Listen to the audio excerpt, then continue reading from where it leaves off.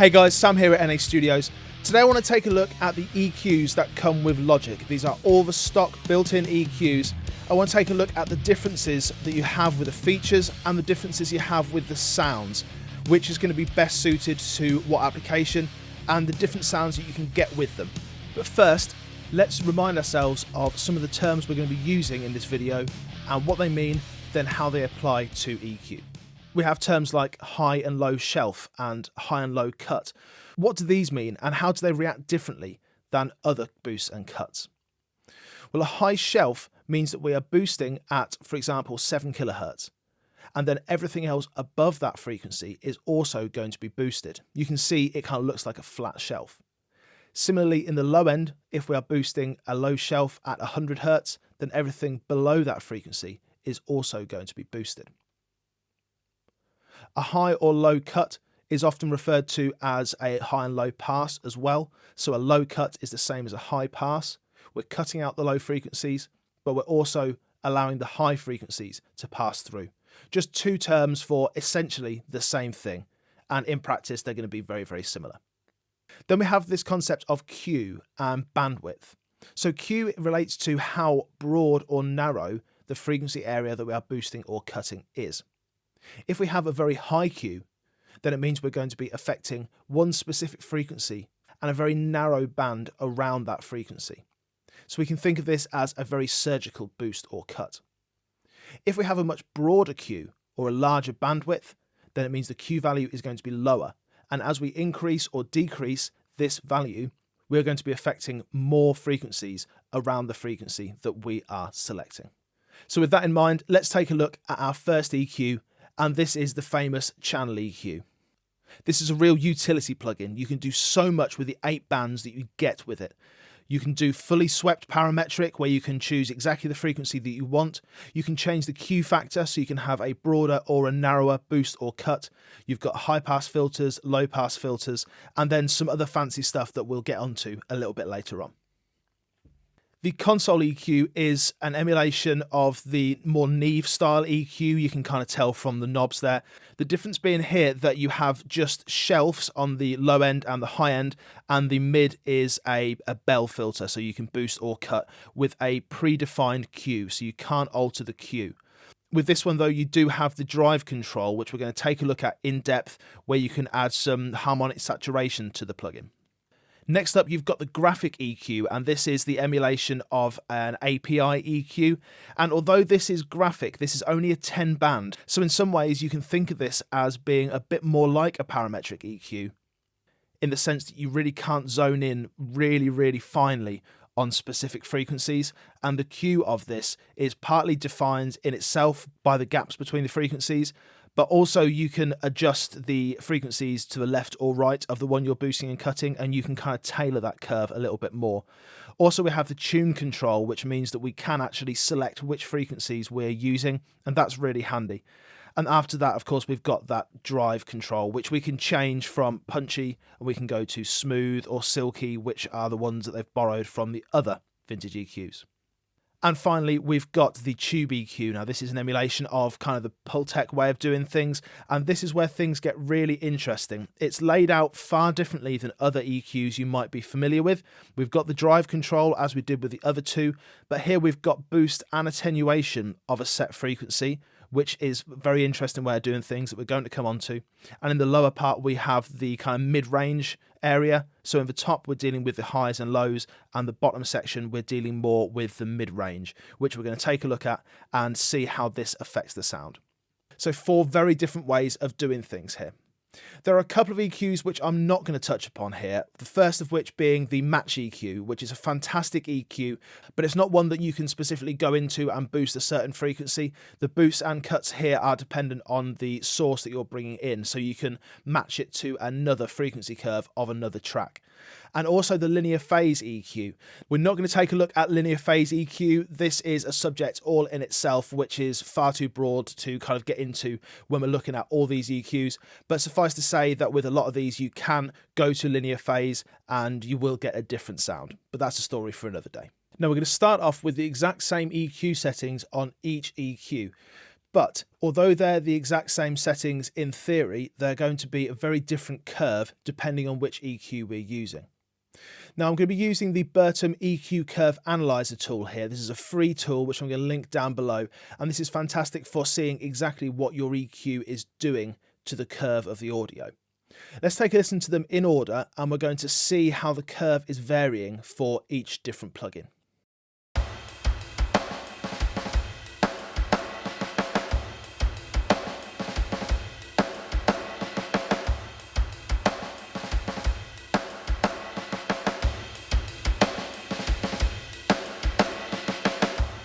So there were some differences there. We could see that on the channel EQ, it was relatively similar to the console EQ.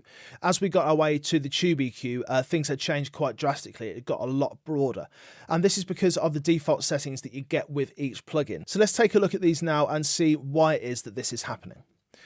So I'm going to keep this running all the time, although no audio is actually coming out. So the way that you use this Bertum is you pop one instance before the EQ and one after, and it will come up with the curve. But if you don't have anything playing, then it won't actually be active, so you need to keep it playing while it's going. But the way that it works is actually just bypassing the output, so we can see it, but we don't have to hear it. So this is the channel EQ. And I've got my link button engaged here, so if I just click on the last one, the tube EQ, it will just come up. Now you can see that this cue here is vastly different. It's far, far broader. And the reason for this is because when we have the tube EQ engaged, the high bandwidth is actually set down rather low. And we have this bandwidth control that we can alter for this high end. So we can kind of see how this is affecting the sound as we look at our Bertum analyzer. So if I just take this off for a moment, let's bring this window over here and then bring up the analyzer as well. And we'll see as we affect this bandwidth, we're going to be affecting how this changes things. Now this brings up two issues. Let's see if we can work out what they are. Let's bring up the high bandwidth all the way to start off with. That is making it far, far broader. And as we bring it down, it's making it far wider, but crucially as well, it's also affecting how much gain there is being added there. So we've got the gain at around the same at 7.2, because this was where it kind of seemed like 10 dB was. I had to do a bit of guesswork here. But if we were to bring the bandwidth all the way up, then it's actually not boosting anywhere near as much. It's actually just boosting somewhere around 7 dB. And at that 1K area, if we come across, it's actually boosting there just a touch less than it is a bit further down. It's not quite a straight line. So this is one of the characteristics of this EQ. It's not surgical. It's not exactly what it says it is. It's going to be manipulating things slightly. And this gets even more interesting as we bring up the drive. So if we were to bring the drive all the way down, then it would get a little bit gentler. But as we bring that drive up, we get a far more drastic curve until we get to around 7 or 8. Then as we bring it up to 10, it really gets very, very drastic. Again, this is one of the characteristics of this EQ and the drive circuit. As you bring up that drive, it's going to make it more and more affected. It's going to be adding kind of more EQ to that sound, which is very interesting. Another interesting thing on this tube EQ is the concept of high boost and high attenuation. So if we bring this drive down to 0 again, so we're kind of at a relatively flat level, and we'll bring this high bandwidth down to the default of around 0.5. If we bring this high attenuation up as well as the high boost, we would automatically think that it's just going to cancel out that boost, but it doesn't do that. Let's see exactly what it does. So I'm going to bring it up. And it's actually dropped off all that high end. Because what it does is it takes the frequency that you're boosting. In this instance, it's boosting 1 kilohertz. It will boost that based on the boost that you've applied. And then the high attenuation, it will then cut off after that 1 kilohertz boost. And what that's doing is affecting the sound quite drastically. Let's take a listen to that just on this one EQ and hear how it is affecting the sound. So I'll start off with the attenuation all the way down. We've got that boost engaged.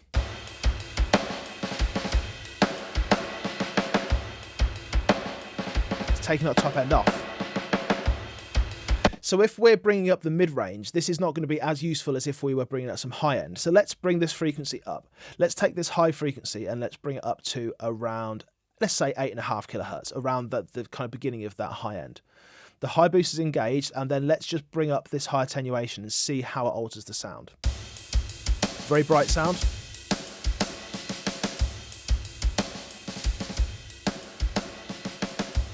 So as it gets to around that 7, it starts to really kill the top end.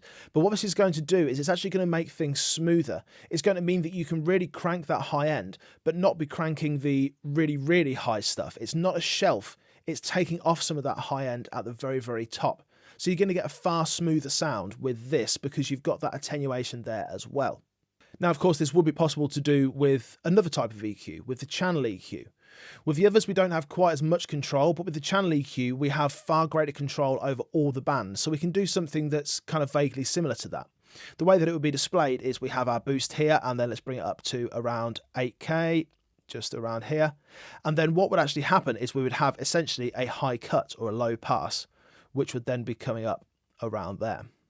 So in essence, what it's doing is it's going to smoothen out that sound just a touch. It's going to make it so it's far less like a shelf, and it's going to be cutting those high frequencies, which in a real world scenario is going to mean you're going to get a far smoother sound. So this might be suited to perhaps a vocal where you want to brighten it up, but you don't want to have all that essy top end. You don't want to have the real sibilance there. You just want to have a nice sheen over the vocal.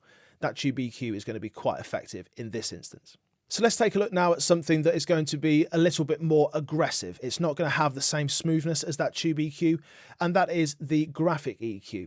Now, as I said, this is a graphic EQ, but we can think of it more in terms of being a bit more like a parametric, a bit more like when you've got the band and a Q feature. And we'll see why now. Because if we're bringing up this 1 kilohertz region, then with a traditional graphic EQ, it would be a very, very narrow boost. We wouldn't get the same boost as we've got here. We would get far, far narrower. If we were to boost up somewhere in the 8K region, as we did before, then we're boosting that up, but we're still not getting anything too defined, anything too narrow. And you'll notice what it's actually doing as well around this area, the 3 kilohertz region, it's actually boosted that up by around 6 dB as well. So although this is a graphic EQ, this is really not very surgical at all. This is really dealing with kind of broad boosts, but in a bit of a different user interface. We can take that one step further as well, because if we look at this 1 kilohertz region which we've boosted, and then take a look at the 2K next to it, well, let's dip that and see what it does on our display. It's actually not just bringing down 2K, it's actually just bringing down everything else. It's just bringing down the 2 boosts that we've actually added. So it works in a very peculiar way than you'd kind of imagine. You automatically think of a graphic EQ as being very surgical, just bringing up that one frequency, and then if I'm bringing down another one, it's just bringing down that other frequency. But this is not actually working in that way. It's working in a far smoother way, more in terms of kind of the overall curve of the EQ. So it's tempting to think of this as being a really surgical EQ, but it really is quite far from being that. It's a much more natural kind of curve to the sound. But again, this gets interesting when we bring in the harmonics on the drive control. The drive control is at 0 at the moment. Let's bring that drive control up and see what it's going to do. So that drive control, as we bring it up to around midway, around 5 or 6, that's actually increasing the gain of those 2 boosts that we applied, as well as the cut, it's bringing that up. As we bring that drive a bit further, you can see that those boosts are still there, but everything the low end came up as well. Let's just bring that back down to 6. You can see that this boost here goes from 8 decibels, and as we bring it up, it goes to around 11. So it's around a 3 dB boost. But this low end goes from just under 2, and as we bring it up, it comes up to just under 4. So we're actually getting a 2 dB boost in the broad low end as we bring up that drive. Now this is on the punchy setting, which is set for this EQ. This is kind of the one that it comes with. But we can also go to the silky version, or we could go to the smooth one, which is from the console, and you can see how drastically these change. So these drive features are like having another EQ built into your EQ. You're really, really affecting the sound of it. And if we bring down this drive to around the more normal 6, we're noticing it far less. If we switch from one to the other, there's a difference, but not as much of a difference. If we bring that all the way up to 11 and go from silky to punchy and then go to smooth, we'll see that smooth isn't actually that smooth. Smooth is actually crazy aggressive. We've got this massive dip here at around 200 hertz. And we've got this massive boost here at around 132 Hertz. This is not coming from any of the EQ moves that we've made. If we in fact just zero these, then we'll see that we've not actually got those EQ moves there. But because of the nature of the harmonic circuitry in there, or the emulated harmonic circuitry, as we're bringing those up, we're actually bringing up a load of other stuff around them. So these drive controls are incredibly important, and they really are shaping the EQ and making them into something far different than they initially seem to be. Let's take a look at the Neve style EQ then. This is the console EQ. So we've got that same boost there at around 1 kilohertz. If we then increase the high shelf, we'll be able to see a really good visual representation of what a high shelf is actually doing. Let's bring it up, and we can see that it is increasing the overall high end. If we were to take that mid boost down, then we would see far more of a shelf here. But importantly, this is not a traditional shelf in the sense that it's not just bringing up every single frequency and having that flat shelf line. We've got a little bit of a dip at the end. If we bring that up even more and bring this scale slightly down, then we can see as it gets to that plus 18, the crazy boost, it's in fact raising the frequency that it's boosting at. Let's just take a look at that again so we can see. If we bring that high gain down to around 6, we can see that it's a gentle boost and then it comes down. But if we bring it all the way up to 18, we can't see the come down there because it's off the chart. So as we bring that high shelf up more, we're actually raising the frequency of it. We're actually making it so that it's affecting a higher frequency. And that's kind of unique to this Neve style EQ. We're not getting that when we're boosting in the other EQs. Let's take a look at a bit more of a gentle setting now. Let's bring that mid boost up again, and let's bring up this drive control and see what it's doing. So we get to that around 6 or 7 where things start going crazy, and then as we bring it up,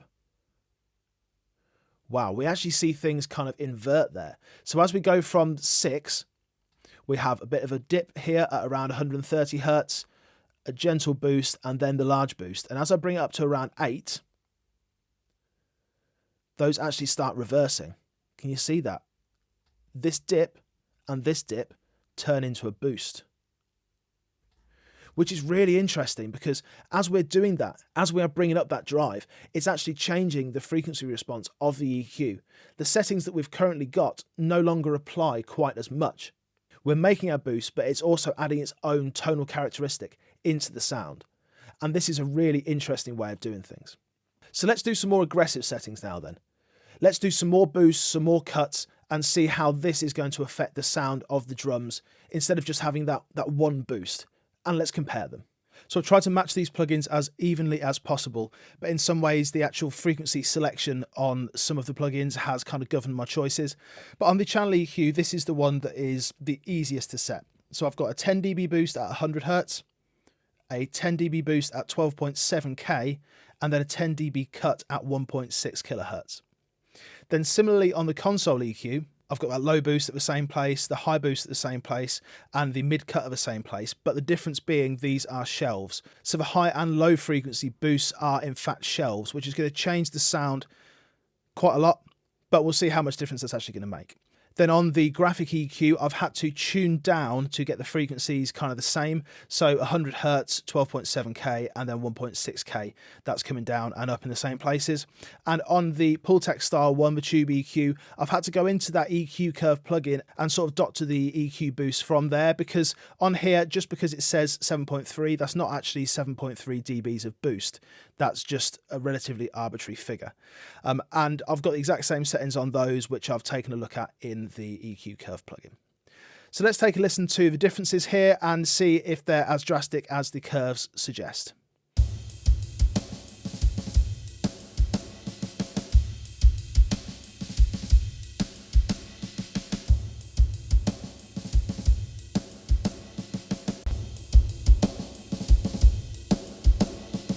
So quite a drastic difference there. The biggest difference on the face of it being that the Neve style EQ, the console EQ, has those shelves. So the high end is quite drastically different in that than it is in the others. You're getting far more of a sort of sheen there, but a different type of top end as well. In the Tube EQ, the Pultec style one, you're getting an overall bit of a boost in the low end and in general level, I feel, as well. But this is with the drive all the way down on all the outputs, so the characteristics of the harmonics are not really there. Let's bring those all up to around 5 and see if that changes things.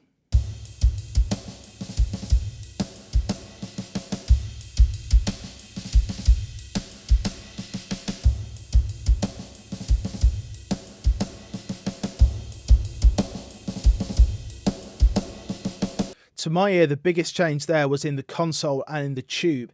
It seemed to get loads more of the EQ that we've applied. It kind of just boosted everything that we've added. So we've added 10 dB, but it seemed to be adding a bit more. Let's try with these drives all the way up now.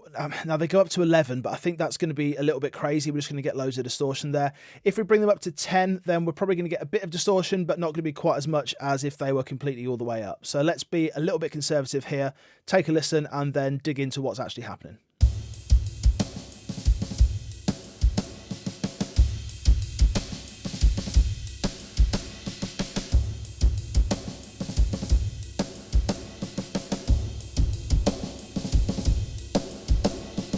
Yeah, a big change there, definitely. I think in the tube EQ in particular, we got that kind of woofiness to it. In the Neve EQ, the console EQ, the curve there seemed to change quite drastically. We seemed to get some boosts and cuts that we didn't necessarily have before, which is interesting. So let's go into the EQ curve plugin again and just take a look at console and see what's actually happening to that curve as we bring those harmonics up. So if we take a look with the drive on 0, this is on smooth, which is the console one. If we bring that up, okay, it's bringing that cut up slightly. It's kind of saturating that, I suppose, which is then bringing it up. The high end, it's bringing it up as well and shifting that high frequency. That's interesting. As we bring it all the way up, wow, that's changing drastically. Look at that difference between around 5 and up to 10. As we thought, that is completely morphing that curve. It's really changing things there, which is what we heard when we were actually listening to the comparisons. Let's do tube now. So what we were hearing with tube was that it just added a little bit more of the EQ curves. It didn't necessarily change them that much. It just kind of boosted them slightly. Let's see if that's what it's doing. So we're going from 0. This is on Silky. Let's take it up. Not really a massive change there other than that high end thing that we mentioned. And then if we go up again, okay, so that's actually tightening the cues, isn't it? If we go from 5, see how narrow this is there, and then as we bring it up, it's actually narrowing it slightly by altering this curve here. That's interesting. So that kind of goes with what we were saying about a little bit more of the same. And then let's take a look at the graphic EQ as well. So this one, we didn't think it was really changing the frequencies that much. It was just giving us a little more top maybe, a little more bottom. Let's see what it's doing. So going from 0 to 5, yeah, it's just bringing the whole thing up. So it's saturating the whole thing. And then as we go up, yeah, it's not actually changing the harmonic content as it was so much in the console EQ. It's just kind of giving us a bit more of everything. So as it saturates, it's just kind of squashing stuff. And the bits that we brought down are no longer down as much. It's bringing them up. But that high end and low end, that is also drastically increasing that. So in that instance, that is just a kind of a more version, isn't it? As we're turning that control up, we're getting far more of the EQ curve. So there we go, 4 EQs there. We've got the standard channel EQ and the vintage collection. I was kind of aware that these sounded different, but I wasn't entirely convinced by how different they sounded. But just listening to them here, especially with those harmonic controls, they are some vastly different EQs. That tube EQ is good for sweetening stuff. It's going to be good on a vocal, potentially on a master where you don't necessarily want all that super high information, but you just want to brighten stuff. That's going to be interesting there. I think the graphic EQ is nowhere near as surgical as it may look with the kind of graphical interface there. It seems like it's going to be really surgical, but as we've seen, the actual curves that it applies are quite complementary to each other in the sense that when you move one, it moves the others as well. So it's much more of a broad stroke thing, which is the opposite of that whole graphic topology, isn't it? And then the console EQ, that is really is the vibe EQ. As you change that harmonic and bring it up, it just completely alters the tonal characteristic of the plugin completely. But only having the shelves there, that makes it interesting and means that you're going to be adding a lot more low end and a lot more high end than in the other EQs. And channel EQ is just a great one overall, I think. The console EQ is going to be cool if you want to add some real mojo to a track. So kick drums, that's going to add a real bottom end, and bass guitar as well. But the channel EQ, I can't really see anything that you're not going to get a good result on, because it can do sort of what all the rest of them can, save for the harmonic stuff. It can make the same curves, but with the added bonus that you can get really surgical and really notch out and bring up some really fine cues there. Thanks so much for watching. I'll see you again soon. Take care.